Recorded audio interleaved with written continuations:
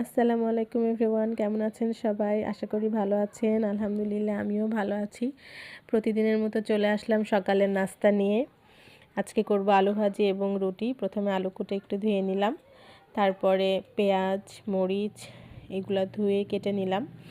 কেটে নেওয়ার পরে আস্তে আস্তে তাতে লবণ এবং হলুদ দিয়ে মাখিয়ে নিলাম। তারপরে কড়াইতে তেল দিয়ে ভেজে নিলাম। আস্তে আস্তে ভাজার সাথে সাথে আমি একটু আটাটা মেখে নিলাম। এক হাত দিয়ে আটা মাখাচ্ছিলাম, আর এক হাত দিয়ে চুলায় জাল দিচ্ছিলাম এবং আলু ভাজি করে নিচ্ছিলাম। তারপরে আলু ভাজিটাও হয়ে গেল। হয়ে যাওয়ার সাথে সাথে আমি চুলায় তাওয়া দিয়ে দিলাম। এবার রুটি বানানোর জন্য সব কিছু রেডি করে নিয়ে রুটি বেলতে শুরু করলাম। আস্তে আস্তে একটা একটা করে রুটি বেলে নিচ্ছিলাম এবং সেকে তুলে নিচ্ছিলাম। আজকের ওয়েদারটা খুবই ঠান্ডা, তারপরেও চুলার পাশে বসলে অতটা ঠান্ডা মনে হয় না।